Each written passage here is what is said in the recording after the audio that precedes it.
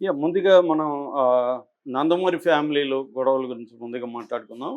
రీసెంట్‌గా అంటే నందమూరి ఫ్యామిలీలో గూడా ఎప్పటినుంచో జూనియర్ ఎన్టీఆర్‌ని దూరం పెట్టడం అనేది జరుగుతుంది. ఎందుకంటే జూనియర్ ఎన్టీఆర్ వాళ్ళ మదరు ఆహ్, ని అతను వాళ్ళ నాన్న హరికృష్ణ రెండో పెళ్లి చేసుకున్నాడు. అది ఎవరికీ ఇష్టం లేదు.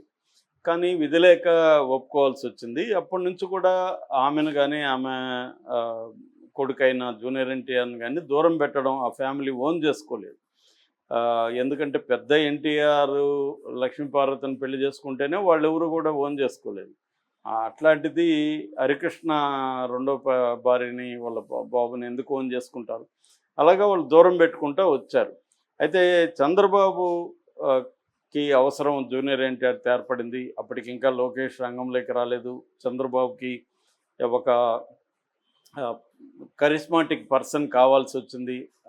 అప్పుడు జూనియర్ ఎన్టీఆర్ బ్రహ్మాండంగా మాట్లాడడం, యంగ్‌గా ఉన్నప్పుడే యాక్టివ్‌గా ఉండడం, సినిమాలు హిట్ అవుతుండడం, ఇవన్నీ పైగా పెద్ద ఎన్టీఆర్ పోలికలు ఉండడం, ఇవన్నీ చూసి చంద్రబాబు ఇతన్ని ఆహ్, వాళ్ళ ఫ్యామిలీతో కలిపేయడం, తర్వాత ఇతనికి తన బంధువైన నాదిని వాళ్ళ అమ్మాయిని పెళ్లి చేయించడం, ఇవన్నీ చంద్రబాబు చేశాడు. జూనియర్ ఎన్టీఆర్ కూడా దానికి తగినట్టే 2009లో చంద్రబాబుతో ఆహ్, ఎన్నికలకు తనెళ్ళి ప్రచారం చేశాడు. ఇవన్నీ జరిగాయి. ఆ తర్వాత 2014లో చంద్రబాబు ఆహ్, ప్రమాణ స్వీకారానికి కూడా జూనియర్ ఎన్టీఆర్ వెళ్ళాడు. దాని తర్వాత నుంచి వీళ్ళ మధ్య గ్యాప్ అనేది మొదలైంది. అయి ఎప్పుడైతే చంద్రబాబు జూనియర్ ఎన్టీఆర్‌ని దూరం పెట్టాడో, నందమూరి ఫ్యామిలీ కూడా దూరం పెట్టడం మొదలుపెట్టింది. ఎందుకంటే చంద్రబాబు కోసమే నందమూరి ఫ్యామిలీ ఎన్టీఆర్‌ని యాక్సెప్ట్ చేశారు తప్ప వాళ్ళకేమి ఇష్టం లేదు ఎన్టీఆర్‌ని యాక్సెప్ట్ చేయడం.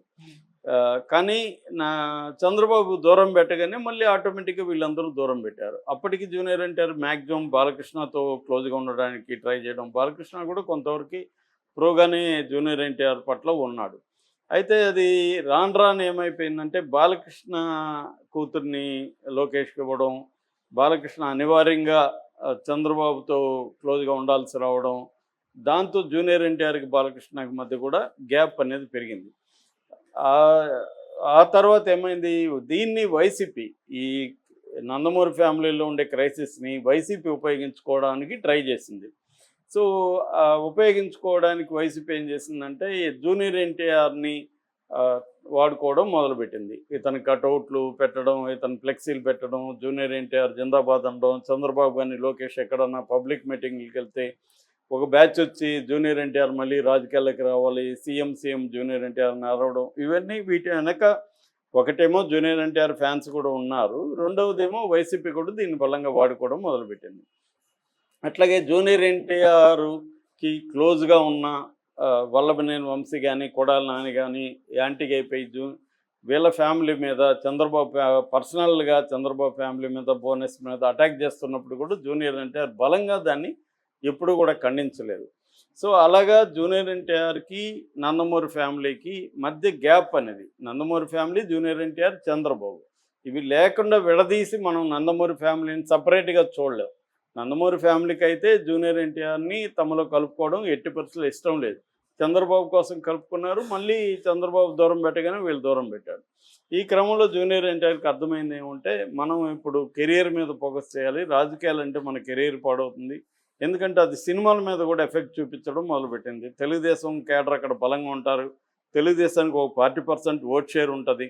వీళ్ళందరూ జూనియర్ ఎన్టీఆర్ సినిమాలకు వ్యతిరేకంగా ముఖ్యంగా ఏందంటే అక్కడ కమ్మ డామినేషన్ బలంగా ఉంటది కాబట్టి, ఆ సెక్షన్ దగ్గరే సినిమా థియేటర్లు, డిస్ట్రిబ్యూషన్‌లు, వ్యవహారాలు ఉంటాయి కాబట్టి, వాళ్ళు గట్టిగా జూనియర్ ఎన్టీఆర్ కెరీర్‌ని తొక్కేయాలనుకుంటే, జూనియర్ ఎన్టీఆర్‌కి అది ఇబ్బంది.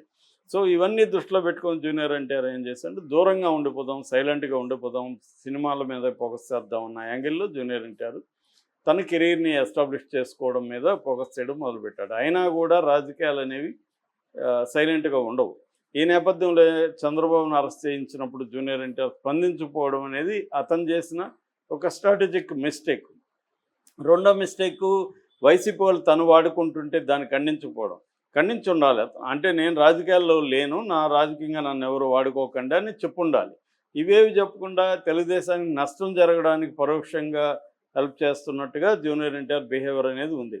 సో ఎప్పుడైతే చంద్రబాబు అరెస్టును సంబంధం లేని వాళ్ళంతా కూడా ఖండించి బాధపడితే, ఆ ఫ్యామిలీలో ఉండి మంచన్నా కాదన్న చంద్రబాబు వల్లే జూనియర్ ఎన్టీఆర్‌కి ఆ ఫ్యామిలీలో చోటు దొరికింది. మంచి అమ్మాయి కుటుంబంతో సంబంధాలొచ్చాయి.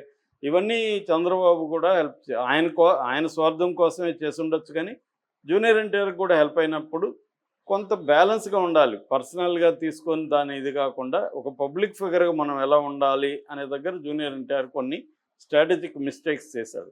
ఆ మిస్టేక్స్‌లో ఒకటేందంటే చంద్రబాబు అరెస్ట్‌ను ఖండించకపోవడం, కనీసం ఒక ఫ్యామిలీ మెంబర్‌గా స్పందించకపోవడం అనేది చాలామందికి అది అన్యాయంగా తోచింది.